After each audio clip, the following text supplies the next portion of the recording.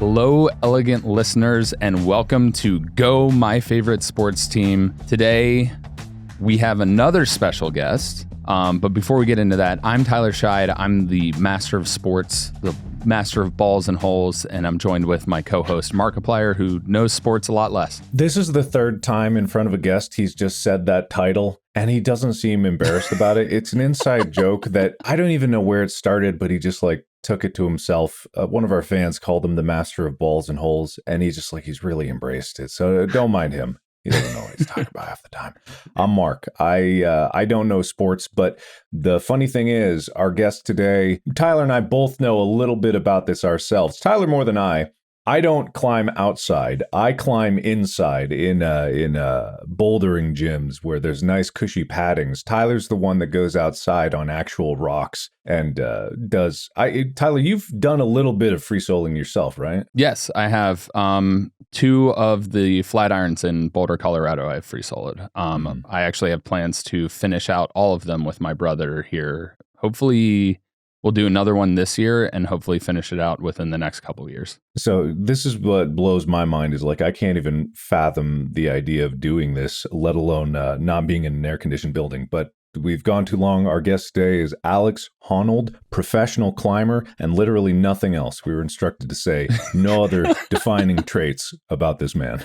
Yeah, nothing about the Oscar-winning documentary or the fact that he's the only person to ever free solo Yosemite's El Cap. Mm-hmm. Nothing else. Just professional climber extraordinaire. Well, I just climb a lot of things. Why list them all? You just do a lot of climbing.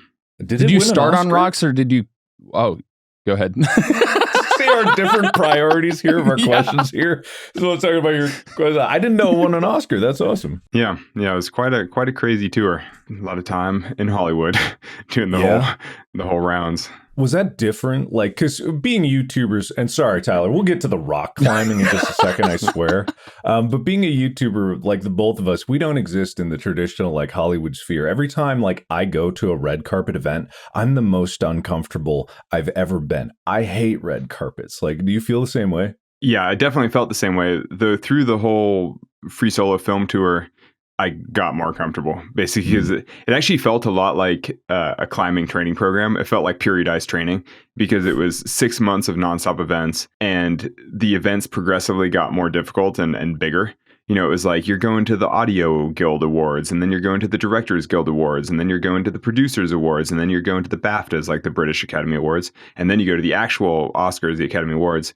And then later we went to the Emmys and all those kinds of things. But basically each red carpet gets bigger and more intimidating, and so it's crazy. You basically build up to it. So by the time we were doing the crazy ones like the Oscars, you're kind of oh, well, I did this other thing last week. And it literally felt like I was training for it. I was this is totally insane. As an athlete, one of the things is a lot of other professional athletes, for football, basketball, all of that, they're required media time. Most climbers don't generally get media time. At least not very often. Yeah, that's totally fair. Yeah. So did it feel like you were a caged animal? Just everybody's watching it like you're in an aquarium or something, and they're all just kind of poking at you to get answers? I mean, a little bit. It's funny when you do events, I always think of myself as a piece of meat that's being shipped around the country in a little box. When you're getting put on planes and put in cars and being sent to a little thing, and then you get immediately put in a different car to go to a different thing. I always think of myself as a rare piece of tuna getting shipped around. It's you just get put in your can, sent somewhere, people nibble. This is hilariously relatable because this is exactly how I felt in any event that I've ever gone to. The only thing I've ever gone to besides movie premieres was the Emmys. So one of my shows was nominated. The Ghost. One of my shows is nominated. And did you have someone going in front of you with a little piece of paper that being this is who this is? Or did everyone already know you? Yeah, there's always the publicist being here's this person, make sure you get a picture of them. And you're kind of if they don't know and they don't care, do we need to tell them to care? It's it's slightly embarrassing. That's what I said. That's exactly what I said. Tyler knows. I talk about this all the time. It's I'm not going to force them to know who I am. If they want a picture, they can get one. I'm not going to ask them because why would I do that? when people ask like, oh, are you the really famous person or something? You're like, well, if you have to ask, then obviously not. It's like clearly that's a no, because you don't have to ask. When someone sees like Leonardo DiCaprio, they're not like, hey, are you that famous guy that was in a movie? They're like, no, that's fucking Leonardo DiCaprio. Oh, are we allowed to curse? Is this a curse? Yeah, we can curse. So it's fine. Yeah, okay. That is the craziest thing. And it just comes from this place of truth. Like, it's just like, why all this song and dance for something? And I get the pomp and the circumstance, like some people need it, and like it's good to celebrate the project, because I watched Free Solo and it was a very compelling movie and I really enjoyed it. But sometimes all of that, the song and dance around everything, just like taints the original meaning behind it. I think like people that just want to like celebrate it in terms of the accolades of it, instead of actually understanding like what went into it, and the kind of sacrifice for it. That drives me insane when people celebrate the success of the thing rather than the thing itself. When you're like, oh, I put years of work, I've been climbing full time for 27 years or something, like basically my whole, I'm 37, like basically since I was a 10-year-old, I've been climbing full time, like climbing 5 days a week, and like put my whole life into it, put tons of work into it. And then someone's like, oh, wow, you have so many, X followers on whatever social media platform because you're the guy that freestyles in Yellowstone. And you're like, oh man, they're like, come on, it's not even, you're like, what? Like, who cares about any of that stuff? Like, I've devoted my whole life to trying to do something at a high level and do it as well as I possibly can. And all you care about is that, like somebody wants to get a selfie with you. You're like, that's so lame. Yeah, exactly. I'm so glad to hear it, because I could go endlessly about it, because that's also a very similar story. We haven't been doing this stuff for as long. Like, I've been doing YouTube for 11 years. And it's just such a violently different world. I approached it just because I loved making shit and I love the idea of independently making stuff. But when you get to a certain level, there's suddenly this expectation and assumptions that people have about who you are and what kind of steps you took, and or not even ignoring like the steps behind. But I could talk endlessly about that. I'll let Tyler actually talk about the sport of it all. Yeah. So I was actually curious, because I know you started rock climbing at a young age, but did you climb trees before you found like rock walls and stuff? Yeah, I climbed everything. Basically, by sheer good fortune, a climbing gym opened in my hometown when I was 10-ish. And so my parents read about it in the paper and they took me in, and, I sort of fell into rock climbing that way. But I was already climbing on buildings and climbing on fences and, trees. I just loved, the movement of getting up on things and playing around. I love the air. Like, I love being up high. No, that was me as a kid too. No, sorry, Tyler. I'll let you talk. No, you're good. It's really funny, because did you ever get in trouble doing that? Because I grew up with my brother, and my brother did the same thing. My brother is a lot of the reason why I got into climbing. I did scouts and some of that other stuff, but my brother was climbing trees when I was really little, and so I started following him up the trees. As we got older, he started getting kicked out of parks and different things for climbing on stuff. Did that ever happen to you? Yeah. I mean, I'm sure I don't know. I don't actually remember getting in serious trouble, though I broke my arm a couple times as a kid, falling off of play structures and falling out of trees and things. I don't know. I mean, I actually now have a daughter who's a year and a quarter. And I got to say, raising a kid, I'm like, I really think that climbing is a pretty elemental movement pattern. Like, it's basic, it's innate. Like, everybody likes to climb. Like, kids are all into it. I mean, she loves clambering up on things and like getting up and exploring. I kind of think that that's innate in all humans, but you just learn your way out of it. You sort of develop fear. You get told not to, you get told that it's dangerous. And so people sort of learn their way away from it. Which is such a silly thing, because it is very fundamental. I think it's proven that like kids have greater grip strength than anything else, just because they need to like hold on to their parents or whatever. But as I was a kid, I was doing the same thing. I was jumping up on play sets and stuff like that. I broke my arm having a how far out the monkey bars can you jump contest. Exactly. But it kind of all ended, and I think like the reason I'm so like fear averse now is because I was having a how far up the stairs can you jump contest with my brother, and we set up couch cushions at the bottom, and I bounced off of the couch cushions, apparently, I don't remember this, and my head went right into the corner of the railing, and then apparently blood everywhere. And again, don't remember a thing. I woke up in the emergency room being like, what happened? But ever since then, I've never climbed up on as much stuff as I did in the past, but I still love climbing. I still love going to the gym. I'm very much of the mind like, Tyler's crazy and his brother's crazier for all the kind of stuff they do. And I guess by association, I'm calling you crazy for what you do. Yeah, so then therefore I must be super crazy because I think the things I'm doing are in a different category than. But when you get past a certain amount of crazy, it's all the same crazy. So it's all I just admire crazy. what you got going up here. Yeah. What gym do you climb in?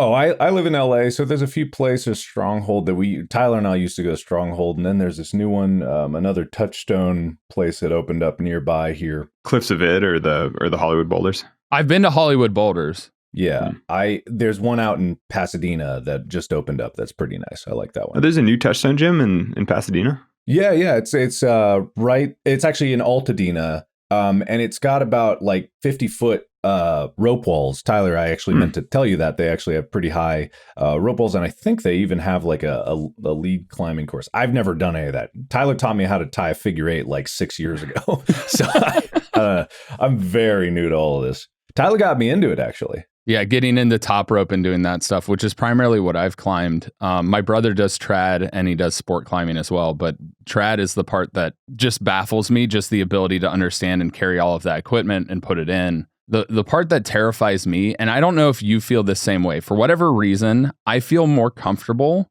without the equipment than I do with it. That just means you don't know how to use the equipment yet. I was the same way. No, I was the exact same way when I learned how to trad climb, like when I learned how to place gear, because at that point I'd already been climbing in the gym for 10 years and I was already like quite a good climber. And so I felt confident in my climbing, but I just didn't trust the gear at all because I hadn't really used it and I hadn't fallen on it. And so it was hard to believe that some of these little pieces of metal would catch me if I fell, 20 feet onto them or something. And so then you wind up climbing in such a way, you basically are almost pretending that you don't have a rope and you don't have gear because you trust your ability to climb, but you don't trust anything else in the system. And you're like, oh, geez, this is so scary. But then over time, you wind up taking those falls. You learn that the gear does all work. It all holds properly. Like, you learn to trust yourself and how well you can place the gear. And then eventually climbing on gear winds up feeling about the same as climbing on bolts, like, sport climbing or climbing in the gym or whatever else. It's like once you really trust all the elements of the system, it all just feels like climbing. And actually, as you were just starting to talk about, the different types of climbing that you do, I mean, if this is a sporting podcast and we're actually talking about like sports more broadly, I think it's actually kind of important to note that, there are a bunch of different aspects of climbing. There are a lot of different subdisciplines. But fundamentally, they're all just climbing. They're all moving your body over rock or plastic. Running is running. You can do it at different distances, at different intensities, but it's like the form is basically the same. You're still moving your body in the same way. And so I think climbing is basically just climbing. The other things are a matter of, things that you learn, like how to use the gear, like learning the medium, like the different types of rock and things like that, like changing styles. But it's like climbing is fundamentally always the same. I mean, also with like longer climbs, the ability to understand where you can take an opportunity to rest and kind of relax one hand and get that pump a little bit subdued for a moment so that you can get back into it. Like that's one of the things that I've always had a struggle with because I have a fear of heights, and it's weird being a climber that has a fear of heights. Though there are a surprising number of climbers that are afraid of heights. I think that's not uncommon. Oh, really? Oh, yeah, because I think they're just, a lot of people get into climbing because they're trying to manage a fear of heights in some ways. Yeah. Or people are really afraid of it. So they go to the gym trying to tackle their fears. And then they really like climbing for whatever reason. They like the movement. They like the problem solving component, or they just like pushing past their fear and sort of overcoming that part of themselves. But it's definitely common to meet people who are passionate climbers who also say that they're afraid of heights. Though fundamentally, you're probably better off not being afraid of heights if you want to be a good climber. You gotta turn that switch off, Why are you bringing that up with you on the mountain? I know in the free solo thing, they did the MRI and everything and looked into your stimulation as far as like fears and stuff go. And yours is like requires a lot more. Do you feel like that gives you an advantage, or do you think that fear actually adds a focus element to it? I mean, there's a level in which fear can be paralyzing, but there's a level in which it makes you so much more aware. Yeah, actually, so that scene in Free Solo is a little oversimplified, I think. And that was taken, I was actually there with a print journalist. This guy was writing for Nautilus magazine, which is like this science magazine. And they were sort of doing like a deeper dive into how my brain responds to fear and things. And so I think that the scene in the film is maybe not taken out of context, but just a little too short and too pithy, where you're like, oh, well, he just doesn't feel fear. And you're like, well, really, I think that the takeaway from that whole experience was more that I've sort of desensitized myself to a certain level of stimulus over time. And so it's not so much that I don't experience fear, it's just that I wasn't really registering from that test. Because, the test that we were doing to measure fear, you're looking at black and white pictures in an MRI tube. Yeah, you're not on a rock face or anything. Yeah, exactly. Like I've conditioned myself to a higher level of fear response or a different level. Looking at a picture, typically that still registers the same part in the brain for people. But if you've spent the last 10 or 15 years of your life consistently being really scared for your own safety, clearly a picture isn't going to do it for you. I feel fear. It just takes a lot more to, I actually have to feel like I'm in danger to feel fear. That's such a funny description because literally my career for the past 10 years, I've been playing nothing but horror games. So I also have conditioned myself to be a lot more tolerant of scares and loud noises than I was 10 years ago. But that doesn't mean that I'm less scared of anything. It's just like if you show me a scary picture or play a scary game, it takes more to get me scared. I'll be just as scared towards the end of it if I can get there. But it's just like, yeah, it is that kind of desensitization. If you do something for so long. And you're probably just as afraid of public speaking or whatever, like snakes or, random other things that people are afraid of. It's like, just because you've really conditioned yourself in some ways doesn't mean that you're not afraid of anything else. It's like you're probably still afraid of commitment or whatever, afraid of why are you speaking to the truth? How are you stabbing exactly. Exactly. We're getting called out here. Yeah. That's the thing, though. People are like, oh, well, he just doesn't feel fear. And you're like, no, I've just, there are certain things that are not as scary as they used to be. And even that I know is a conditioned response over time, because I remember when certain aspects of climbing used to be incredibly scary. And now, 20 years later, they just feel pretty normal and pretty routine or whatever. It's like anything you do a lot of, you get good at. Mm-hmm.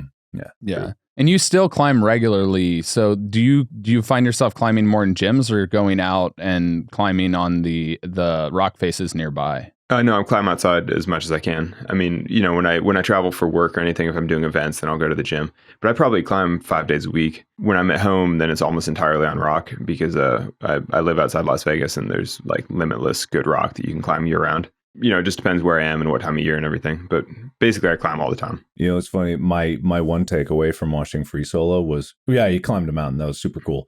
Man, your van was sick. Oh, yeah. It put this desire for me to have a fully converted van that I could just tour around the country and go wherever I want, take all my equipment with me, just build out and live in a van. For a while there, before I'd even seen the movie, I did this video series where I bought a van for $5,000. Someone had kitted it out and had a bed in the back of it. And I just became infatuated with this idea of having all that I have on the road. And I still haven't gotten a really good one or converted one myself.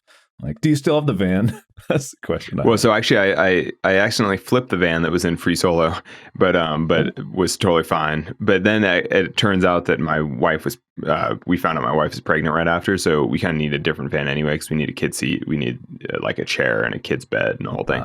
So now we have a different van, with a little kid's room. And actually, next week we're going to be going on the road for the whole month of June, going climbing in Washington.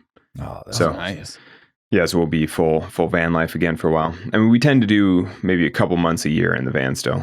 Do you feel like now that you're a father, it's kind of changed how you approach things, or are you still doing the same stuff and putting yourself out there in the same ways? I'm still basically doing the same things.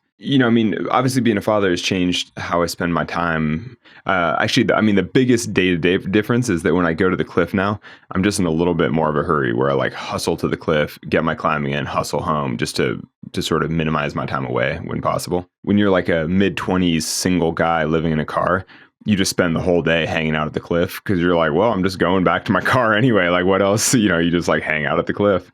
Now I'm trying to spend as much time at home as possible, or as much time with the family as possible, while still doing the same amount of climbing. Yeah, just being more strategic about things. Still climbing all the same stuff though. So I have a question that's just hearing you talk about it in this way is interesting, because what I sometimes think about is being a public facing figure. I know that I have this kind of influence on people. I hate the term influencer and stuff like that, but I know that there is an influence in terms of inspiring people and inspiring people to do what I do. And people ask me all the time, how do I get started in making YouTube videos and whatever have you. But with what you do specifically, it's different. different. And even I'd say it's different than like with some sports where, it's a sport and it's dangerous. But with free solo in particular, it's a free soloing in particular, it's exceptionally dangerous. And yet, given the popularity of the movie, I'm sure people were inspired about it. Do you ever think about the idea that you are inspiring people? And something that I have a lot of trouble with sometimes is I'm inspiring people and they ask me, and I know that not all of them will succeed, but I would never discourage anyone from doing that. And yet the penalty for failure in doing your particular activity is extremely dangerous. Do you ever think about that or wrestle with that at all? And if you don't want to talk about it, it's totally fine because it's a bit of a grim subject. But I'm pretty unstressed about that kind of thing. I mean, I do think that there's a responsibility as a public facing person to sort of be a good role model, I guess. The thing with free soloing, though, is I think it's probably more comparable to sort of the inspiration that people get from mainstream sports stars than you might think. Because I think when people watch the NBA, if somebody's like inspired by LeBron James, they're not inspired to go out and play basketball. They're just inspired in a general sense of pursuing excellence and doing the best they can in the things that they're interested in. And certainly with the film Free Solo, when it was still in theaters and I was doing all these movie events, you would talk to audience. I was doing so many film events, and so you meet all these audiences, and people are like, "Oh, I'm so inspired," but none of them are inspired to go free soloing. They're all inspired to do this difficult thing that they want to in their life. Or, they're inspired to sign up for that first half marathon that they've been thinking about but haven't been doing because it seems too daunting. It's like I think the thing with free soloing is it helps people put their own challenges into perspective a little bit. But nobody sees the film and they're like, I'm going to do that. And I know that because this is kind of a longer conversation about climbing and risk taking and whatever, but over the 25 plus years that I've been a climber, that kind of dangerous side of climbing has almost died out. Like basically nobody does that anymore. Like nobody is doing the extreme climbing. Like free soloing is less common than it used to be. Speed climbing is way less common than it used to be. Like basically like certain aspects of climbing that are more dangerous are just not popular anymore, and they're not cool, and like nobody's doing them. And I remember 10 or 15 years ago, they were definitely more cool. More people were into it. It's like now, with the growth of gym climbing and sort of indoor climbing culture and like climbing going into the Olympics, things like that, it's just not, people might watch free solo and get all inspired, but they're just not actually going out and doing anything dangerous. Like I don't feel bad about inspiring the wrong, I don't know. Because also, I kind of think that the main takeaway from the film is that if you're going to do something difficult, put a ton of freaking work into it, like take your time, prepare for it, and, eventually try to live your dream or whatever, not to be too cliche, too hokey. But it's like, that's something that I wanted to do for 10 years. I wanted putting 2 years of concentrated effort into training for it at a very high level and then eventually being able to do. Mm-hmm. I'm like, that's not a terrible lesson for people to take from a film. My favorite moment in the film was actually when you stopped, when you were going for your first run of trying to actually free solo it, and you stopped and were like, I'm just not feeling it, and you felt off, and you were just like, I want to get down and not do it today because it just didn't feel right. And that to me was all inspiring in the fact of like acknowledging your feelings, acknowledging yourself, and being like, it's just not right, and I don't want to try and force myself through it. You took that opportunity to take that break and take a step back and then reevaluate and then continue pursuing it. Some days just aren't your day. You got to make sure you're choosing the right day. And I think that's actually a big difference between climbing and other sports. If we're really talking about sports on this podcast, the thing with climbing is that you can always choose your day. Most hole or ball and hole sports like you're the master of, you don't really get to choose your day. You have to perform on whatever day somebody tells you to. And if it's not your day, then you just lose. And, you're like, oh, that's a bummer. But the thing with climbing is if you're in tune with your own, I hate to say your own feelings, whatever, but you sort of in touch with yourself, you can kind of tell when it's your time to shine. Yeah. And that's why I like really respect about everything you do. And that's why I respect about climbing and why I kind of gravitated towards it from Tyler's inspiration is just because it is just you against a wall. It's really you against yourself. And it's all internal. And not that I don't like team sports. I haven't had a lot of chance to play many team sports throughout my life. But in a lot of ways, it relates to what I do with content creation. And what I love about it is like, I have editors and I have a team, and I just got off filming like a movie with a big crew and all that. But the real part of it that I love is coming back into this room and just being able to apply myself and test my skills and push myself and reach new levels of content creation, see what I can explore, what skills I can build, because I love the craft part of it. And I think like there's no pure explanation of that with rock climbing. It's just like it's so clear. You are the only one there. I don't usually climb with friends most of the time. Sometimes Tyler and I will go together, but it's just you against a wall, and it's very able to just get in your head. And I think like that's a freeing moment that many people are probably scared of, to be able to just be with themselves for that long. But it's like, to me, that's a beautiful moment. That's definitely one of the things that a lot of people love about climbing, though, is that it can force them to be fully focused on a task at hand. So they're not distracted. They're not thinking about other things. They're just performing. It's just them and their body doing a thing. Mm-hmm. That's certainly one of the things I love about climbing, is that you're just climbing. One of our audience members, occasionally we give them some preface and allow them to ask some questions. And one of them kind of asked, like, if it wasn't rock climbing, if somehow rock climbing never existed, it never wasn't around in your life, is there another sport that you think you would have gravitated towards? It's hard to say. I just don't love anything else the way I love climbing. Maybe I could have gotten into like mountain running and things like that. Like I like scrambling in the mountains, mountain biking, like skiing to some extent, like getting around in those kinds of in that kind of terrain. But it's hard to say because, I kind of love all those things now that I've been a full-time climber my whole life. And so I've just spent so much time in the mountains. But, when I was growing up in suburban California, and I was just bicycling to the climbing gym. The world of mountain running was so far removed from anything I knew about. It's like hard to imagine how I ever would have fallen into those kinds of things without climbing as this avenue. I don't know. I was definitely on track to just become an engineer and have a normal job. And, I dropped out of university after a year to go climbing. And, if I hadn't been a passionate climber, I'd probably be working as a civil engineer right now. That is weirdly familiar. I dropped out of engineering school to pursue YouTube, biomedical engineering myself. But I got 4 years in. Where were you going? I was going to University of Cincinnati. It was just like, my stepmom worked at like Turner Construction Company. So originally I was going in for civil engineering too, but I said, fuck that. And then I went to an even harder engineering course and I did 4 years of that. And then I started like, man, I really got to do something on my own. And that's when I picked up YouTube after trying a few different things first. But yeah, it's just like that feeling of, oh man, there's something that I love. There's something that I really love that I never knew existed. I didn't have video creation even when I was a kid because I didn't have cameras or anything like that. But it's like when you find that thing you love, that's why I'm so hesitant. And I asked that other questions because I'm still like, I tell everyone that asks me, like, how do I get started? I'm like, go for it today. Like, start, like, do it. You may fail, you may not, but it's like the most important thing is to do it and find it, because when you find that one thing that you love, that you can't do without, that you would be happy to do every day of your life for, and you'd be happy like sliding into the grave doing that thing if you could just get one more day.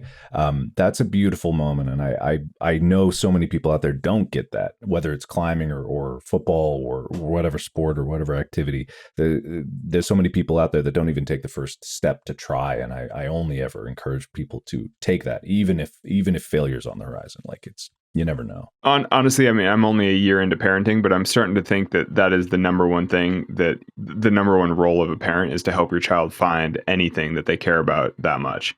Like to find any kind of passion, like to find things that they're excited about, things that get them out of bed, things that make them want to try hard and like push themselves, whether that's sport or whether that's, art or hopefully not content creation for my daughter, but we'll just say I don't know. But basically anything that gets her up, gets her motivated, like gets her passionate, because it's like, you only have your one life. You may as well do stuff that you care about, that you enjoy doing your whole life. I'm so fortunate that I've had climbing to put all my energy into my entire life. I think I'm starting to realize now what a gift it's been, just to like something that inspires you enough to lead a healthy lifestyle and like, get enough sleep and like basically like lead your best life, like go to bed early, wake up early, like try your hardest and like have a really nice day. And you're like, you know what? Like how great is it that I found this thing that I love doing enough that it like keeps me on a good track for my whole life. It's like, I freaking love climbing. Tyler, what's your thing that gets you out of bed every day? What's your passion? Holes and balls, or balls and holes, or whatever, right? Oh yeah, that's the ultimate thing. A master of balls and holes. Oh yeah. Yeah, I mean, the only reason that kind of came up is it was a joke in an early episode of the podcast when I was talking about my master's degree in sport administration. And for the longest time, it was all the variety of sports. For me, it's meeting people and being able to talk to them and hear about what inspires them and finding out, being able to touch somebody's life in a way to where you make an impact or they make an impact on you, and being able to learn and expand and socialize. I'm weird. I'm an extrovert, but I've always found value more in people than anything else. And so I really enjoy being able to create stuff and help other people and being able to make the world kind of a better place, or even just make somebody's day. If I have an opportunity to make somebody's day in any way, I like to take that opportunity. And that's always been like the biggest reason I like getting out of bed, is like, who am I going to meet today? Who am I going to talk to? Whether it's an Uber driver or whoever, I really enjoy getting to know the person. See, I don't get that at all. Yes, yeah, I don't either. But I was just thinking, like, this is why it's so important that I think for as a parent that you help your child like find the thing that they care about, because you never really know what's going to be the passion that gets somebody out of bed. It's like people just have to try things and find their thing.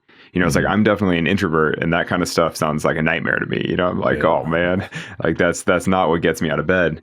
But I'm glad that you're psyched on it. It's like, that's the thing, is there's no such thing as too much passion in the world.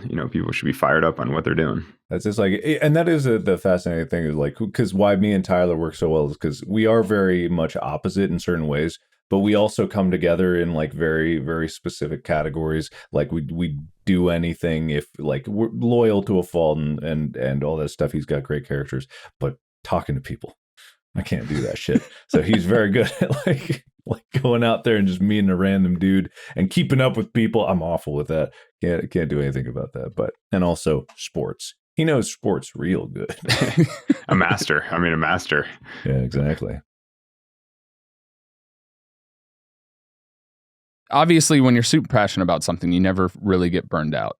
When I went to grad school, for the longest time, I got burned out of sport, not necessarily because of being required to watch all these sports and be around all of these sports, but I got burned out because I felt like the sports industry turned its back on me. Was there ever a moment where because in climbing, that doesn't really happen, but there's a giant community within climbing. Did you ever feel at any point, like growing up or throughout your career, that you felt kind of ostracized or different, or like you weren't involved or included in that way? No, basically no. I mean, I've never had great social skills. I mean, I've sort of learned them as I've gone, and because of things like the Free Solo movie tour, I've gotten way more comfortable speaking to groups and speaking to audiences and whatever. And so I think, and part of that's just maturing and becoming an adult and having a wife now. And I'm way better. I have better social skills now than I used to. But certainly when I was young, I was a bit of a tweaker, like I was not good at, I was very shy, kind of a loner, not, I was not well adjusted. That's not to say that the community wasn't good to me. I mean, basically like the climbing community has always been my, really it's been my only community. I mean, I joke that, I only have like one friend from childhood left over who's like a non-climber. It's like I went to school with a bunch of people from like second grade through 12th, like kind of one program. So there were a bunch of people that I knew from my whole life. And, only one of them still remains. Like everyone else I know now is like in the climbing community or, a long-term climbing friend. Or it's like, the climbing world is my entire life, and it has been for 20 years. So it's like, it's basically everything. It's hard for me to even separate that kind of stuff, because it's like climbing has been my entire life. It's literally everything is wrapped around the climbing community. Have you ever done ice climbing at all?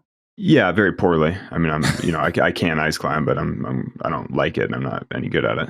It's an interesting question, Tyler, about the ostracization, because in the YouTube community, which is a fucking nightmare. Like, don't start a YouTube channel. Like, it's a nightmare out here. But there are times like I've felt not incorporated in the YouTube community because I don't really interact with a lot of other YouTubers. There's many YouTubers that I respect, and there's many YouTubers that I don't, but it's like I never even talk to the people that I don't. So I've always felt a part of the community. But I wonder, Tyler, because, and I know like Alex's guest here, but Tyler, honest question here is like, do you think that your feeling of ostracization is like part of you being an extrovert and therefore wanting to get feedback from other people? And like, so you would be more sensitive to that, because I'm sure there are tons of people in the YouTube community that don't hate my guts and would like want me to fail and not be a part of their stuff, but I also don't pay them any mind because I am introverted and I am more focused just on me and the people I do care about. Do you feel like you are more sensitive to that because you are extroverted and more in tune with the people around you? I could fully believe that. I mean, the main thing for me is I couldn't find a job coming out of getting my master's degree and stuff like that. But that's an interesting question because I think my wife is way more extroverted and way more attuned to that kind of stuff, like social things and like whether or not other people are happy and if they care and like was that person offended by this thing that happened, and it all just goes right over my head. Like I just don't see or hear any of it, and I just don't care. I'm like completely untroubled by it all. I'm like, maybe that is a fundamental personality thing where it's like, oh, if you're a little more extrovert, you just notice that stuff more. And part of that is like, Mark and I have had that conversation. It's like his ability to just kind of focus in on the stuff that he cares about and let the outside noise fall away. I feel like that's an advantage that you guys have that I feel like I end up hearing and paying attention to the outside noise because I'm more in tune with it. And so being able to focus in on just kind of what you're passionate about could be a major advantage for you guys and being able to pursue your endeavors. Yeah, I mean, that's the beauty of really finding a passion, having something that you can be so focused on that all the noise doesn't matter. It's like, because I mean, honestly, so much of the modern world is noise. It's like random stuff clamoring for your attention, but stuff that doesn't really matter and isn't going to enrich your life. And like when you die, you're not going to remember and you're not going to care about so many of the random little things. It's like it's nice to have something that you care about enough that those distractions fall away. Yeah, and I often find that, and I've talked to Tyler about this, but when it comes down to, let's say, negative comments on YouTube, there's many other creators that like they pay attention to that and they feel really impacted by it. But I've always had the thing where I see it and I gloss over it. That's what Tyler's talking about because I don't know them and they don't know me. Therefore, I instinctivally don't pay any attention to it. But if, say, Tyler said something critical to me or my girlfriend said something critical to me, it would kill me. It would hit me so much harder. So it's like, not that I don't feel. Do you ever feel that where it's like the people that you do care about, it's like amplified in a way versus like everything else is noise, but the things that you do care about really strike deep? I don't know if it's necessarily amplified, but I'm totally the same in that, I mean, of course, with the things that I do, you get a lot of public opinion on like, oh, that's, like he's a bad role model. That's a bad example. Like this is stupid. Like he's wasting his life, like, whatever. But all those kind of comments, yeah, they don't know you. You don't know them. They're just like randomly shouting into the void. You're like, who cares? Like everybody can have their opinion. Like it doesn't matter. But certainly the opinion of my peers matters a lot more. Like if climbers that I deeply respect, though actually I've never really had like any drama like that in the climbing world. But yeah, I certainly care more about what my friends think. And that's kind of the thing, like when you do something hard as a climber and you it's like put out there, like either a film thing or whatever. It's like, oh, I did this hard thing. Like the public response doesn't really matter nearly as much as the response of your friends. Because if your friends text you being like, whoa, I can't believe you did that thing, then you're like, okay, like that's proud. It's like really you just want to impress your friends. Mm-hmm. Oh, that's so awesome to hear. I've met very few people who think in a similar way, and it's like to me it's common sense because it's like I try to tell my like fellow content creators all the time. It's like those comments don't matter. You don't know them. They're probably just like kids, like you said, screaming into the void. It's just like the internet is just a big echo chamber, a box that people shout into. Doesn't mean you have to listen to it. And that kind of negativity half the time, or like, I mean, some of the time anyway, it's probably not even people that are that negative about whatever you did. It's like people trying to get a comment, trying to get a rise, trying to get you to respond to them. It's like basically people looking for some kind of connection, basically. I feel like on social media platforms, like half of the biggest haters are really just people that want you to engage with them in some way because they're like kind of into it and they just want a connection. And, you're sort of like if I could just give you a hug, it would all be fine, but it's like instead it's going to turn into some flame war online. And I'm like, I just don't need to worry about it. I'll just like pretend I gave him a hug and call it good and move on. Like it's fine.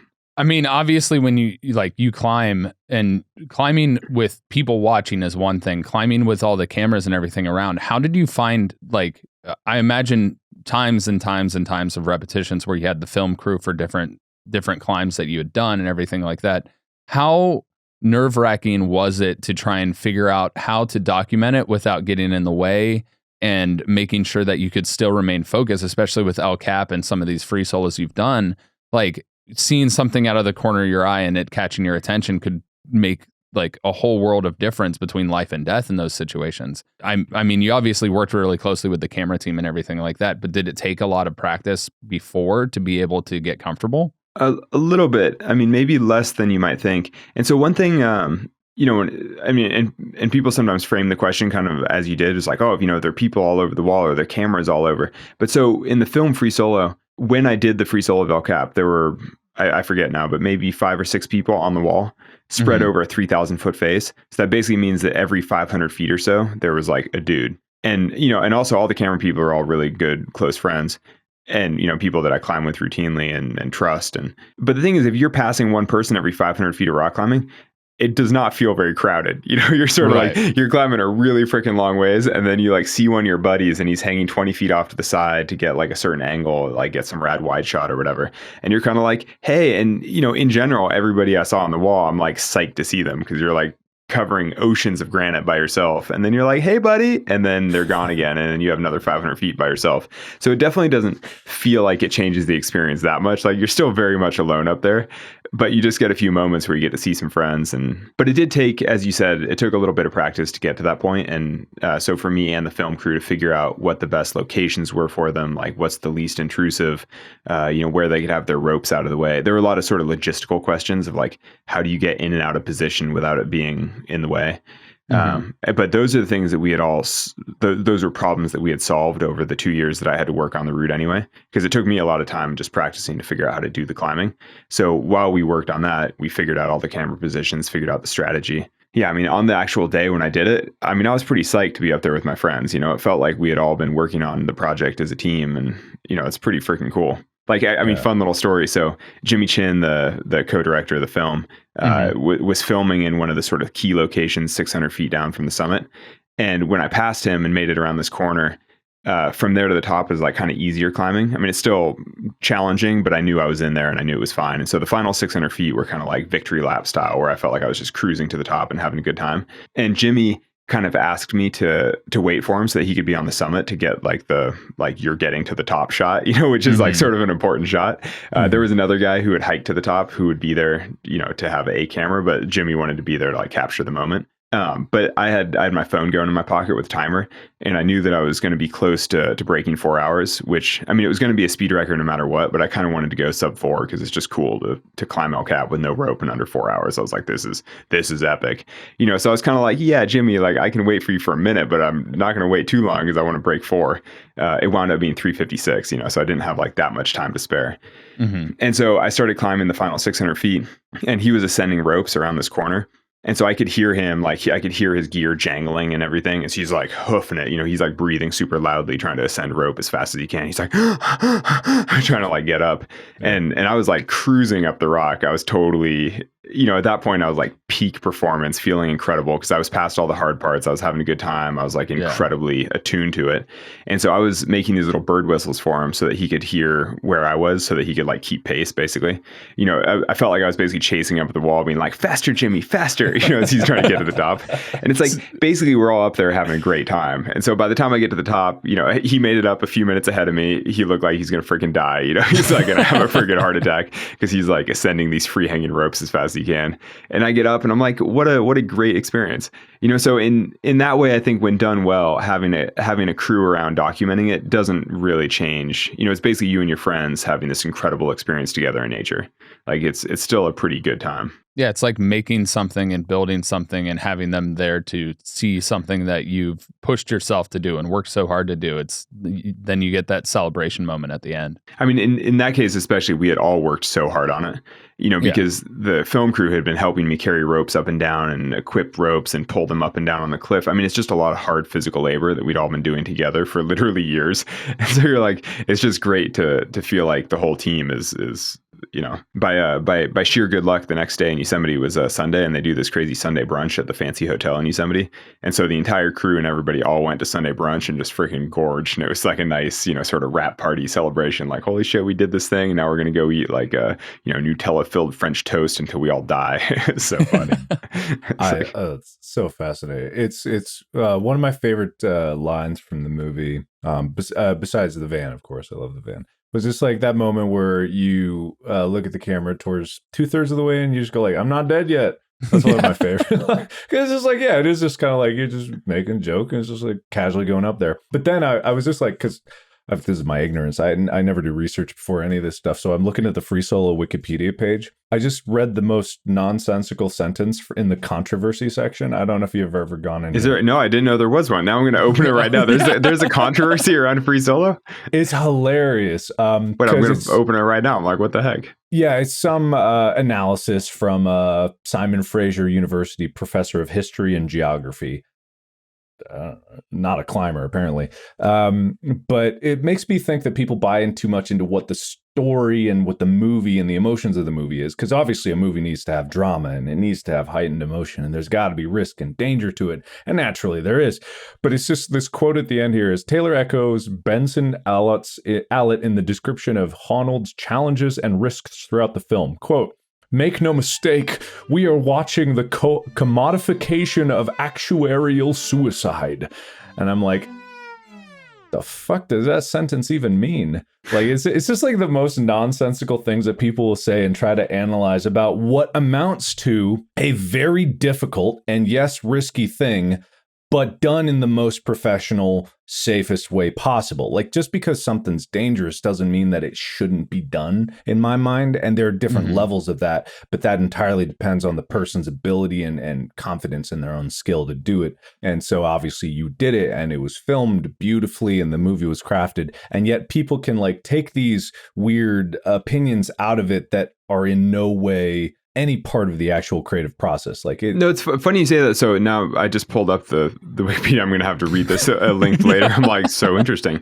But so surprisingly, actually, his take there is not that far off sort of my personal opinion on some sports as well. Because like, I mean, throughout the film, actually, I don't know if you remember in the film Free Solo, there's this long rant. There's sort of like long, what do you even call that? Just like I give this sort of soliloquy, like I give this talk in the middle where I'm talking about like warrior spirit and like warrior culture sort of stuff. Like, you know, you have to be a warrior. It's slightly embarrassing for me to hear it now because that came from some climbing we were doing in Morocco. Basically, we were doing this like month of hard climbing, and I was like by myself. Well, I mean, we were filming, but I was like staying by myself. And all my downtime, I was watching this show, Spartacus, like some slave uprising. It's basically like sex and violence, like mindless television. The HBO one? Yeah, or no, it was like Stars or something, I think. Like, yeah, something like it was that, something like kind of trashy, but like kind of amazing. You know, it's like perfect mindless distraction when you're doing like a hard physical thing all day, and then you go back to your room and you just watch people like fighting. I think I quote that all the time because it was like, just as Jupiter spreads cheek to ram cock and ass. Like, I just quote that all the time randomly to my friends, and they have no idea what I'm talking about. Like, it's from this fucking weird, I can't even explain where it comes from. Well, so I was watching that show. It was basically about gladiators, and it was kind of like, you know, I couldn't help but feel like filming free soloing was like modern blood sport sort of stuff, because you're basically, and I actually think that even more so with mainstream sports like American football and things. Oh yeah. You're like, this is basically like modern gladiators, where it's like people are for sure getting injured. You know, when you think of all the freaking brain injury stuff and like crazy, it's just crazy how much money goes into watching people hurt each other for entertainment. You know, and that is kind of the tension in the film Free Solo is like, oh, like, is he going to die? You know, it's like you're watching because you're sort of like, oh, is this person, like, is this a snuff film? You're like, this is pretty hardcore. I mean, obviously I don't see it that way because, you know, I'm doing it for the passion of climbing and for the challenge of it. And, you know, because what climbing has given to my life. But if you're just looking as an entertainment product, you are like, oh, this is kind of hardcore. Like, this is kind of crazy. I don't know. I mean, I think maybe one of the differences though is that Free Solo, the film, is a bit of a one-off sort of thing. You know, it's like, you just can't make films like that all the time. There isn't like Free Solo 2 and Free Solo 3. It's like, it basically documents like a unique moment in my life, as opposed to other sorts of mainstream sports where it's like every Sunday people go out and just like club each other on the head as hard as they can. And you're like, that's kind of crazy. Yeah. And that's what I think from that quote is like the commodification of actuarial suicide. It's beautifully worded, but it's like, yeah, the commodity is like what typical sports are today. And not that it's a bad thing. Like there's entertainment to be had about it, but it's like, it buying into what I was saying about like the story of Free Solo is the movie as an entertainment product, and then the actuality of it is like the climbing of it and the reason for it. But that's fascinating that like that this view and tying it into other sports is like, yeah, it is. I guess it is like very similar to that in terms of there's something base human about wanting to look at a car crash. You know, they want to know what the end is when they can distance themselves from it and turn it into just a story purely from the story's sake of it. And I think that's a fascinating, like, there's no wrong answer. It's just a matter of perspective. Yeah, actually, I mean, the term actuarial suicide, like, yeah, it's true that if you just took the whole Free Solo film process and you multiplied it by 1,000 or you know, 10,000, for sure I would die, you know, some of those times, because it's like it's a numbers thing. But if you applied that to a mainstream, like just sort of a sedentary lifestyle, that would be true as well. You take somebody just chilling on their sofa, like eating whatever. It's like you multiply that out by 50 years. I mean, and that basically is actuarial science. It's like you're running life insurance assessments of like, well, you're middle aged, you're sedentary, you're overweight, like you're probably going to die young. And it's like that's also actuarial suicide. So you're kind of like, well, which is better or worse? I don't know. I mean, free solo climbing, it's true that if you were just doing elite hardcore free soloing all the time, like, yeah, you would eventually die. But if you do it very sparingly as sort of a highlight to years of training and effort, it's like, yeah, it's risky, but you're choosing your risks very intentionally. And I feel like for most people, living a normal lifestyle, you're just not choosing your risks that intentionally. Like, I mean, you are taking risks with lifestyle, but you just don't think about them. I mean, even along those lines, like if you have a really long commute that you take every single day, totally, based on statistics, that's the exact same thing because car accidents take more lives than most other things. And so it's one of those things where it's like, if you look at everything under a microscope in actuary and you expand it to a large, broad spectrum, especially things that are high risk or even things we consider normal that have a higher risk that we refuse to acknowledge in a lot of ways, you're going to run into that same issue.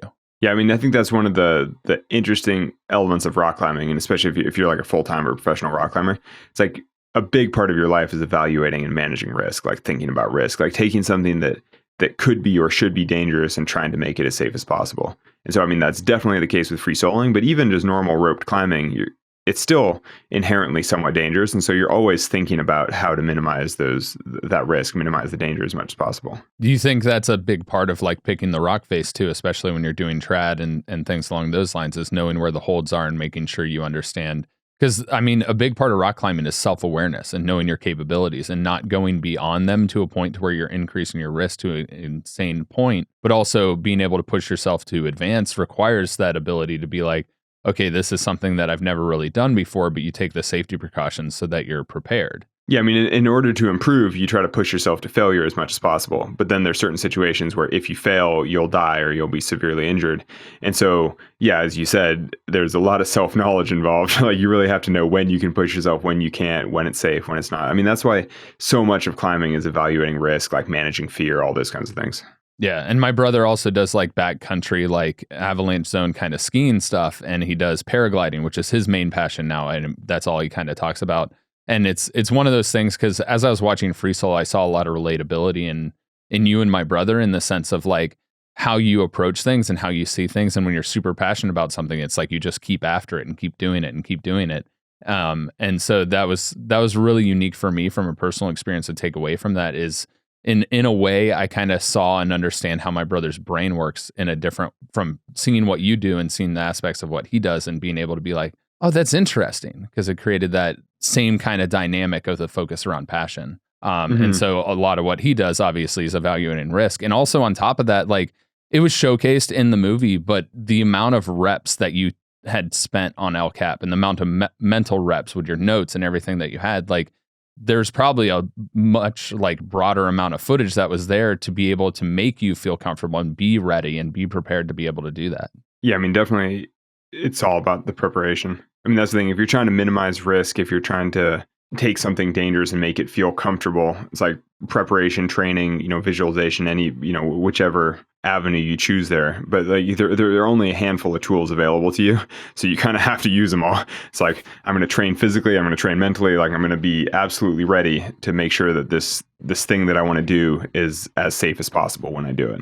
Yeah, especially talking with your fellow climbers that had climbed LCAP multiple times and done different free solos in different areas and things like that. That was the part that I really took from it is the amount of preparation that went into it and focus. Yeah, I mean, I think that was a common theme for the film. I think audiences, this is what I was saying earlier, where nobody comes out of the movie being like, I want to go free soloing, but they come out of it thinking, if you want to do something hard, you should prepare for it, you should train for it, you should put the necessary time into it. Yeah. Mm-hmm. Yeah, I don't think people ever emphasize mental reps enough, like visualization of what you're going to do in any discipline, because in sports definitely, and you hear about like people that are like top level boxers, they're always like mentally going through their moves and responding like things, and I'm like being able to visualize the entire rock face. not only reinforces it in your head. When I'm acting, I'm bad at memorizing things. Like I'm bad with words and names that fall out of my head. But the only way that I've ever been able to memorize something is by visualizing myself acting out the scene in the beats that it needs to be. And then it's like instantaneous. Like I can remember that even though it's a more complex thing. And it disciplines me and to prepare for it. It's like as I was coming out of filming, I was mentally already editing it. I don't know if you've ever done any video editing. It's very, very boring for some people. I've loved it for some reason. But I was mentally editing it in my mind, stitching the shots together. And it's like that kind of mental preparation. People can put in the hours in like the gym or something, but if you're trying to play at the top level, you have to be like in it on whatever you're doing, and then off hours when your physical body is too tired, your brain is still going and you need to keep thinking about it.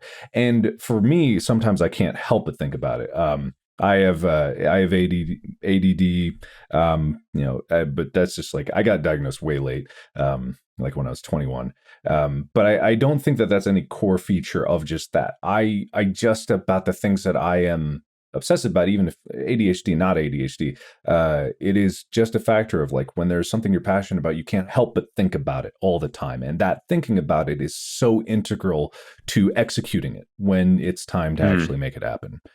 So it's not really a question, it's more like a general statement. No, I think that's particularly true, though, when you're doing things that are dangerous or things that you'll only do once. And so actually, when you said, boxers visualizing a fight, I mean, that's probably a good analogy with climbing or free solo climbing anyway, because realistically, you're only going to do the fight once. And so you want to be absolutely as prepared as possible before you do it. And so with free soloing, it's much the same. You can practice physically as long as you need, but you're only going to do the free solo once. And so visualization and sort of mental preparation is something that you can do sort of infinitely to prepare for that one time that you're actually going to do the real thing. And I mean, there are a lot of other things in life. Like if you're trying to be a power lifter or something, like visualization probably doesn't matter quite as much because you can just try the thing that you're trying over and over. Visualization probably matters a little bit to like break through mental hurdles and things, or like to break through mental blocks. But, if it's something that you can just try over and over, then, just go for it. But it's like there's so many things in life where you're only going to get your one shot. It's like you got to make sure that shot counts. And that's where the mental preparation really comes in. I'm a big believer in the mind. Sorry, Tyler, I swear I'll let you talk. No, you're good. Go ahead. I'm a huge believer in like the mind-body connection. I believe that they're integral. They're connected in ways that we can't ever like fully understand because a lot of it is just in the subconscious. But in that visualization, like especially even with powerlifters, I know that some powerlifters, like they only lift once every 30 minutes because they give their body full rest. But it is such a intensely minute chain of muscle actions going from floor to above your head of like complete controls. Like if you didn't do the mental prep, like the power of the imagination and the ability to visualize these things is just like not leveraged in day-to-day things. There's been numerous cases of nonverbal, like autistic children who never spoke a word in their entire childhood. And yet when they finally were able to speak at age like 6 or 7 or something like that, they were able to speak perfectly, even though they'd never physically practiced it. And it's all because in their mind, they were practicing it. And that practice was almost just as valid, and subconsciously moving muscles and like thinking about it had an impact on their ability to perform the action. And I think like when you get to that level of chess grandmasters, they visualize entire games. They have libraries of games in their head that they've practiced and rehearsed, and they're imagining new moves. Yeah, Mike, is that even visualizing? They're just playing the games in their head. That's true. At that level, you're not even visualizing. You're not like imagining. You're just actually playing games. Like, can you imagine? It's like a whole different level. God, if I was in a different discipline, like I don't even know who I'd be. Yeah, I hope I could do it. I mean, maybe I'd fall on my face and fail. I'm lucky. I'm at least somewhat decent at what I do. But yeah, no, it's really cool to think about. Is there any particular rock face that you've like not been able to climb that you've really wanted to be able to do or are planning to do in the future? No, I mean, they're almost limitless cool objectives around the world. I mean, there are tons of destinations and like incredible walls and inspiring mountains and faces and things. There's a lot that I want to do. At this point, there isn't really anything that's gotten away. I don't know. There's this thing in Alaska that I've did 2 expeditions. This place called the Ruth Gorge. It's kind of I don't know. It's just like a glacier that has a bunch of 5,000 foot rock and ice walls above it. We kind of tried to climb. I don't know. Yeah, they're things I'd like to do in the world, but nothing like if I had to just hang up my hat and never climb again, I wouldn't feel like I'd missed out. Like I've gotten to do most of the things that I'm really excited about. At this point, I just, carry on. I just find like other cool things and like try other things that are challenging and like fun new projects. Yeah, I mean, like this summer, I'll probably be going on this expedition to like several sort of new places for me, climbing some big walls in sort of the northern U.S., Canada, and Alaska. I'm sure it's all going to be amazing. Yeah. But, Is that kind of like why you went to Antarctica recently? Because I saw that you took that trip. How was that? Yeah, actually, that was my first kind of sort of me dipping my toe into more high altitude mountaineering. I climbed the highest peak in Antarctica, which is kind of high. And then actually I went to Aconcagua, which is the highest peak in South America. There are mountains in Antarctica? Yeah. Oh, yeah. Yeah, Antarctica is actually really high. It's a really high elevation in general. Whoa. And cold. There's actually a lot of like decent rock in Antarctica too, just rock sticking straight out of ice. I've done 2 trips there. It's really cool. I often forget that Antarctica is just a continent in and of itself, and that it's like massive. I just never think about it, but yeah, there's a mountain range, multiple mountain ranges in it. That's nuts. Yeah, many very, very large mountain ranges. But yeah, that trip this winter was just my sort of little foray into checking out high altitude mountaineering. And my takeaway was that I wasn't into it, didn't like it, not doing any more of it. I was like, this is not for me. But which was good because it was just a 3 or 4 week trip, and it sort of reaffirmed what I want to do with my time and my life. You're always, and I feel like this is probably true in any discipline, but you're always kind of wondering like, oh, should I be doing something different? Should I be like taking on different challenges? Should I be aspiring to something new? And, basically I tried climbing big mountains, and I was like, you know what? I actually hate climbing big mountains. Like, I don't really like climbing ice and snow, but I love rock climbing. I was like, I'm just going to stick to doing the thing that I love doing. Is that kind of like the what's next mentality that everybody kind of was like, oh, you did this, now what's next kind of thing? I mean, probably a little bit of that, though. I've always, I'm a pretty well-rounded climber. I mean, I've done lots of expeditions to different places and traveled widely. And like, I've put up roots on all 7 continents. It's like I've done a lot of climbing, and I've always been interested in all of it. But yeah, I mean, people are always like, what's the next big thing? And you're like, I don't know, what is the next big thing? And so you try a few things and you're like, you know what? Don't care about those things. I'm going to focus on the things that I do really care about. Oh, that's beautiful. Yeah, I tried music myself because it was like almost, I'm on YouTube, whatever. I was like, maybe I've always had this like desire, like do music. So I learned a few songs on guitar, played it during this live show that Tyler and I did. We also did improv on the show. I loved improv, hated performing music, but I did it. And I was like, all right, never again. I put in all that work to do that thing. And I'm like, all right, I'm good. I'm never doing that. But I think that's just as important to learn. You're like, well, that's now off my life list. Like never going to waste any mental energy, like wondering if I should be working on something like that. Cause you're like, you know what? I shouldn't be because I don't like it. 100%. Because in doing those new things, I did discover that I liked making larger productions. I had a opportunity with YouTube Originals to like make a bigger film project, and I was like, I've been dabbling in it, and I want to see what it's like working with a crew. And I've learned I kind of loved it. Parts of it, working with other people is difficult when you work so much on your own. But it was like there was something really nice about being able to make a bigger project. And anyone out there like who is I often encourage is like try new things, even if you're really good at something. Like try something new. I think it's that curiosity that drives people to explore, not only getting deeper in their own discipline that they're passionate about, but exploring what else they could be passionate about. It's very important. I totally agree. Yeah, and it's kind of one of those things that as you develop and work on those, even if it's just to try it out, you get skills that potentially cross over into other aspects of life. And I was actually really curious about this because obviously I've done rock climbing throughout my life, not to the extent that you have. But I'm curious what kind of skills you've seen that have crossed over from like the focus, the endurance, every aspect of climbing that has become so ingrained in you into your like regular life. Well, it's hard to say because climbing is so deeply ingrained. Like climbing is at the core of my whole life. So it's hard to know how much of my development as a person is because of climbing versus just general growing up and maturing and whatever else.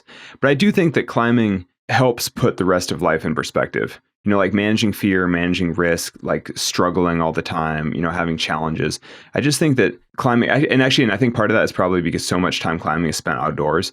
And when you spend time in nature and in the elements, you just realize that a lot of things just don't matter that much. It's like, I think about this all the time when I'm in airports, when I have to travel for work and things, and you see people like stressing, like whether or not their flight's going to be delayed or whether they'll make their connection and whatever. And you're like, you know you're going to be just fine. Like there's ample food and water around. You know, worst case scenario, you get put in a hotel for a night. Like who cares? You know, like it's going to be just fine. Like either you're going to make the flight or you're not, but you stressing isn't going to change it one way or another. And either way, you're going to be comfortable. You're like, is that really something to worry about? And so I think climbing helps put those kinds of things in perspective. You know, and when people are like stressed about like weird, mundane life stuff, like, oh, you know, like, is this paint the right color for my thing? You're like, who freaking cares? You know, like when you're dealing with sort of like mortal risk all the time, it just, you know, the rest of life just feels so chill. It's one of those things that's like, it's so easy to say. It's so hard for people to understand it. It's like you need constant reminders of that, like out there. Even I definitely, I agree with that wholeheartedly. And yet I still, I'm like, man, yeah, no, I can't let the things that recently that have been bothering me distract me. Cause it's just like, yeah, in the long run, it doesn't matter. It'll get done. And that's almost always been my attitude. I think being slightly afraid for your life from time to time is a really healthy and like sort of helpful outlook, because it makes the rest of life so, you know, it just puts it in perspective. You can be grateful for like the comforts of home and like the relative simplicity and ease of life. You know, because realistic, I mean, certainly, you know, us chatting here, it's like we're all going home to a comfy bed and like good food and like good community. And it's like, it's a pretty freaking easy lifestyle. You know what I mean? Yeah. Like if you're in the developed world right now, like your life is pretty freaking chill. I mean, basically the most chill that any human's life has ever been in human history. You know, and yet it's easy to lose sight of that when you're like stressed about, you know, your work or whatever is going on. And so I think that climbing and specifically doing any sport that keeps you in the outdoors all the time just keeps you a little bit more in touch with you as a human animal, you know, where you're like, man, being in civilized society really makes life pretty comfortable compared to like being in the elements. And like, I don't know, like the last time I was climbing outside yesterday, we were up on this big mountain climbing these like really, it's sport climbing. So it's just single pitch climbs. There's just like 100-foot tall cliff, but way up on this mountain. And an afternoon thunderstorm rolled in. And it was basically just pissing rain. And so for the time that we hiked down the mountain, it like felt all treacherous and rainy and kind of hardcore. And it's just a reminder that, you know, sometimes you're like, well, clouds build, it rains, you get wet, you get cold, you're uncomfortable. And like, that's just the way life is sometimes. And I just think that when you live in a city or a sedentary lifestyle, you can just get too detached from that a little bit. You're like, oh, I just want things to be comfortable and easy at all times. And it's like, you just need a little reminder that it's just not always easy. Like sometimes life is hard. It makes you appreciate the comfort more. Is that part of the reason why you started your foundation and bringing like solar energy over to the underdeveloped areas and stuff like that? Is just that thought and that aspect that you've seen in like around the world as you've been climbing and then going and traveling and being like, why are people stressed about this when you know it'll be fine, and whereas other places they won't be? No, that's exactly it. I mean, I started the Honnold Foundation 10 years ago, and it supports community solar projects around the world, basically energy access projects abroad. It was largely that. I mean, sort of the injustice in life. I don't know. I mean, I kind of founded it because I was like, what's the inherent fairness of it? Like, you know, there are a billion people living on Earth without access to energy and sort of living in poverty. You know, just by sheer good fortune, I was born in a place that I got to be a professional climber. You know, I found this thing that I love to do. I've got to do it my whole career. I get to make a good living from just climbing on rocks. And I'm like, where's the karmic justice? And like, that's so crazy, because you go on climbing expeditions and as a climber, when you go on an expedition, you go to the most remote parts of the world, and then you live there for quite long periods of time often. So you're like in some rural part of remote Africa living for a month in the middle of nowhere. And so you get to see, you know, like rural villagers all over the world living in totally different ways. And you see their kids growing up, and you're kind of like, you know, it's just a roll of the cosmic dice that these kids were born here and that I was born in suburban California. It's like, there's no inherent fairness in that one way or another. I feel like, so starting my foundation was just one way of trying to address that kind of inherent fairness. I didn't even know about the foundation. I'll have to donate to it. Oh, I appreciate it. Honnold-foundation.org if you're curious. It was just my attempt at doing something useful. I mean, it's one of those things, if you spend all your time basically recreating outdoors and rock climbing, you are sort of like, should I be doing something a little better? You know, like, should I be trying to do something slightly helpful in the world? And so this was my attempt at trying to do something useful. Along the same lines, is that kind of why you started being a part of the host of your climbing podcast? Like, to be able to give back to the climbing community that's given you so much? Yeah, so my climbing podcast is Climbing Gold. So named because we started it before the Tokyo Olympics, which is the first time that climbing entered the Olympics. And so we felt like it was this interesting moment in climbing history where, climbing's like right on the cusp of going fully mainstream. And so we kind of wanted to explore a little bit where climbing had come from and where it was going at this interesting moment in climbing history. Now we're a couple seasons past that, and we're just exploring other interesting stories and interesting ideas within the climbing world. But it has actually been kind of fun to create something because, I've never done anything like that. I've never had like a body of work in some way, because the thing with hard climbs is like you do a hard climb, maybe somebody films it, maybe somebody doesn't, but either way, it's just kind of immediately behind you, and people can't really like interact with it in any way. So Climbing Gold has been kind of a fun way of highlighting good climbing stories, but also sort of creating something for the climbing community. That's really cool. I'm just going to interject for 1 second. Everyone listening and watching this on Spotify, I just made $1,000 donation to the Honnold Foundation. If you want to make a donation, donate with me. Honnoldfoundation.org. I'm so touched. I appreciate that. Thank you. No, charity is a big thing, but for me and Tyler, like we're always doing like charity events, charity streams. He worked with Tiltify for a long time. He still like consults every once in a while, but just Tiltify is also a fundraising platform for stuff. So like we're big on charity. Like we're down to support anybody, and our fan base also is huge about like making contributions to this. That's awesome. Yeah, I appreciate that. Yeah, we have the same kind of aspect as we're in a position where it's like we've been gifted so much in our lives, and there's so many ways that we want to be able to give back and help other people to advance their lives or be in a better situation or get to the point to where they can do things that they want to do. And so it's one of those things that it's always been a big aspect of since Mark started YouTube and since I've been around doing scouts and other stuff, is being able to give back and give people a better chance at an opportunities at life. That is, to bring this back to climbing, I do think that that's a key thing from the climbing world is like, if you have enough, you don't need more. And it's like, and if you have something that you're already really passionate about, and you have enough and you're leading your life. I mean, and this is a big part of why I started the Honnold Foundation is that, I have enough. I'm doing exactly what I want to do. I'm passionate about what I'm doing. I'm leading my best life. Anything else, I don't need. And so I can give that through the foundation to support, all kinds of useful projects around the world, basically support environmental projects, help the people that need it. To me, that I feel like that should be a slightly more, like I wish that was more of the default. Yeah. It's like once you have enough, you call it good. It's like you just don't need more. Like you don't need the freaking mega yacht, like you don't need the private plane. It's like you're freaking fine. Like you're leading, like you're comfortable, you're doing the thing you love to do. Call it good. Like pass on the rest. Neither of you guys has a mega yacht, right? I was just throwing that out there. No. Right, yeah, okay. just making sure.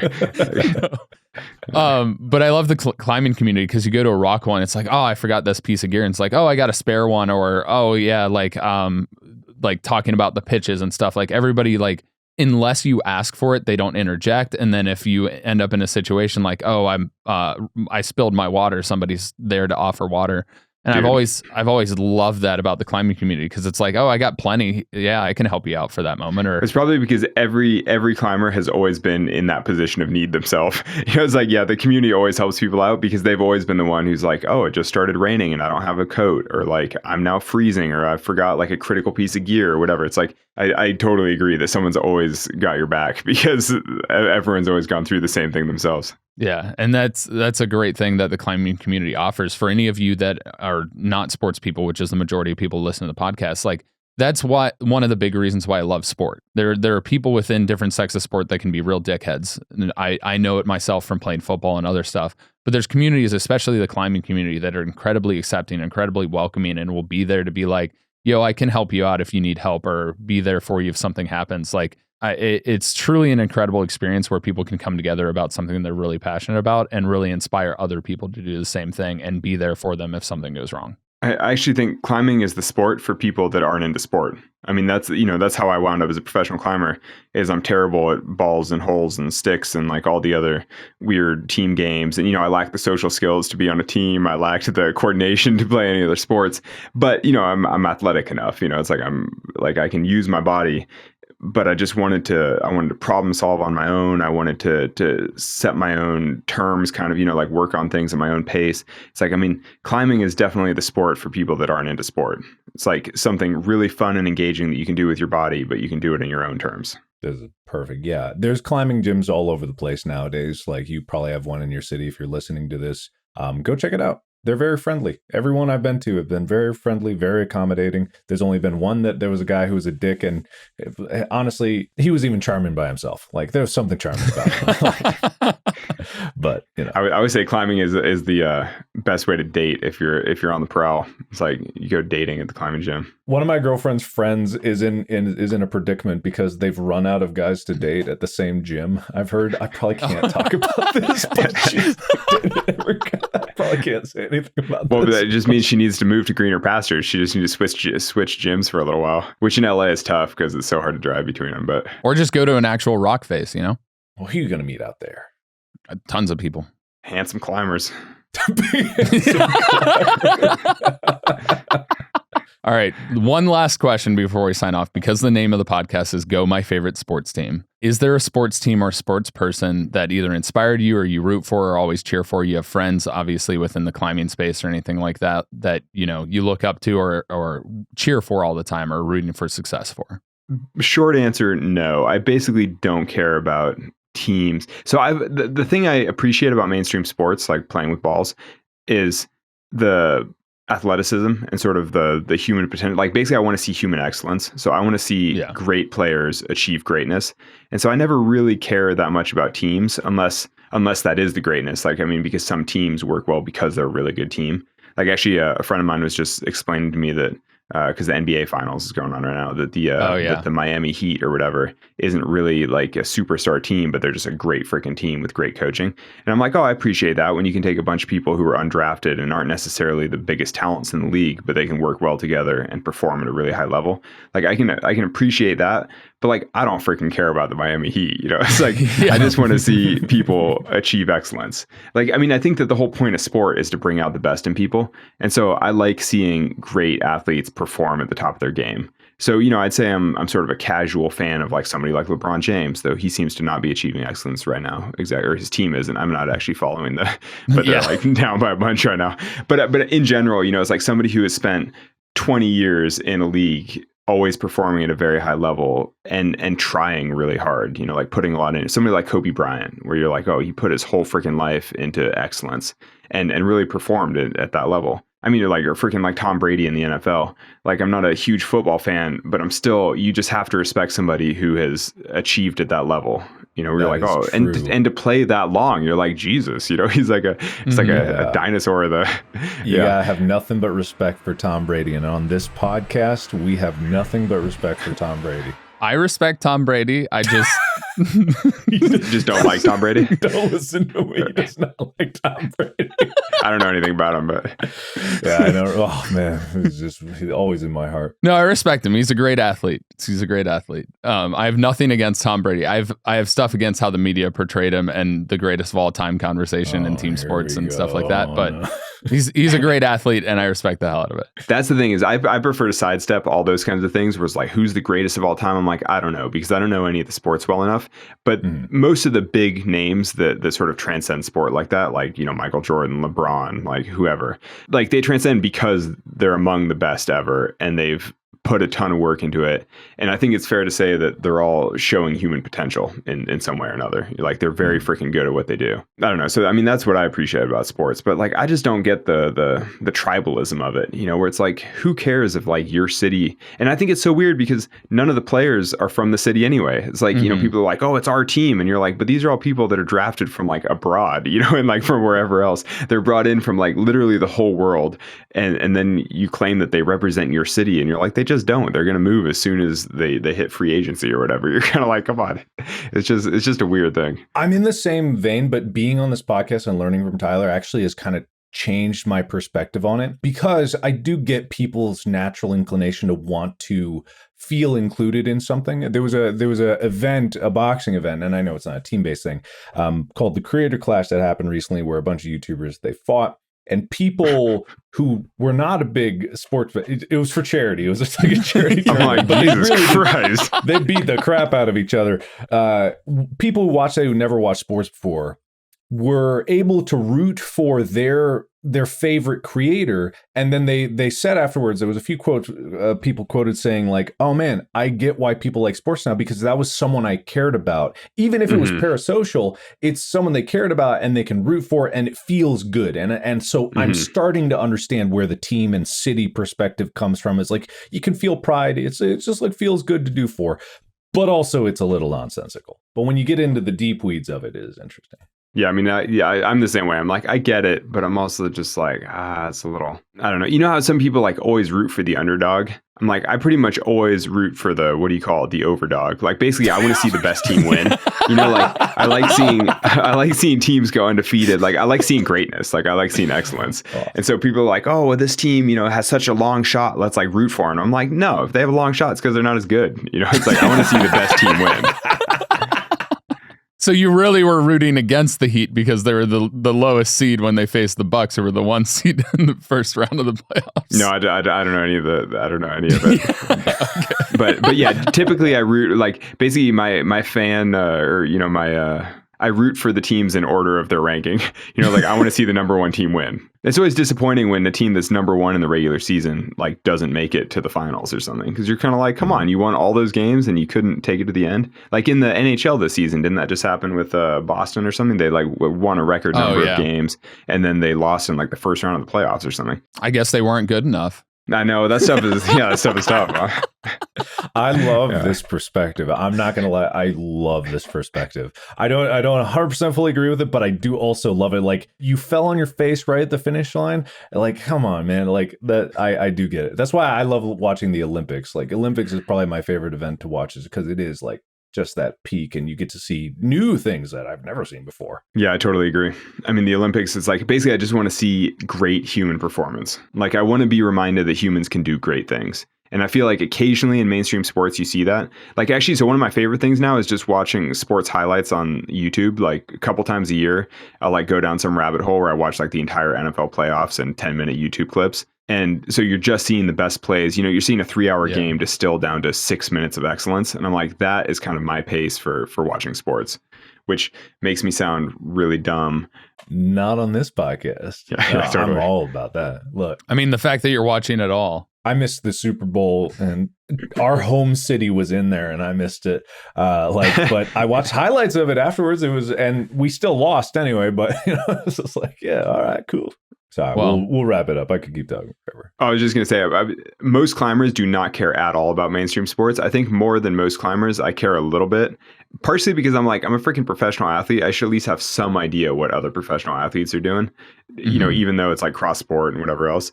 But like, I would say I'm interested. A lot of climbing has such deep countercultural type of roots that a lot of other full-time climbers are just like, F that, like F the man, that stuff is stupid.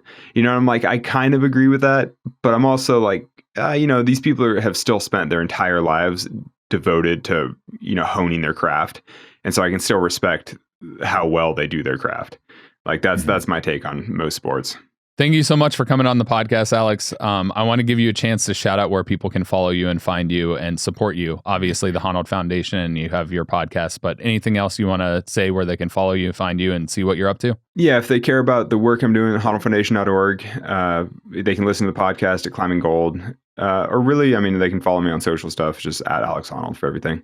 But, you know, I'd say a casual person should just watch the film Free Solo and be like, that's freaking crazy, and call it good. You know, it's like, unless you're into climbing, like I don't need anyone to follow. I'm going climbing either way. You know, it's like, I'm not too stressed. Yeah, it's like you said, it doesn't matter because you're having fun focusing on what you want to do, what other people think or what other people do. It's cool to see when they're striving for excellence, but outside of that, it's just not your thing. All this stuff aside, I'm going climbing tomorrow. I'm hopefully going to send my project. That's what I care about. You know, it's like, that's the important thing, is like, I want to do the thing that I'm trying to do. And honestly, that's why it's inspiring. Well, I appreciate it. No, it's a pleasure chatting with you guys. It's been super fun. Yeah. Did we end up asking any questions that you didn't expect or threw you off that nobody else has asked? Well, I don't know. I'd say that we went down a much, like a whole different path than I expected, you know, sort of the existential side of climbing. It's like, I was expecting more nuts and bolts, like, how do you train? What's your diet? Like that kind of stuff. This was more, why do you exist? And what is your purpose? I love asking those questions. I love doing that. No, I hope you had fun. Seriously, thank you. It was a pleasure talking to you, and good best of luck on all your future climbing endeavors. Yeah, no, it's a pleasure sharing, and yeah, I can't wait to see it. Yeah, well, Thank you very much. thank you again. And for those watching, we'll catch you in the next episode, and you know where to go and where to find us. So follow us on Spotify if you want to watch video exclusively, and check out the merch and other stuff we have going on. Cool. Thanks, guys. Yes, thanks so much, thank Alex. you very much.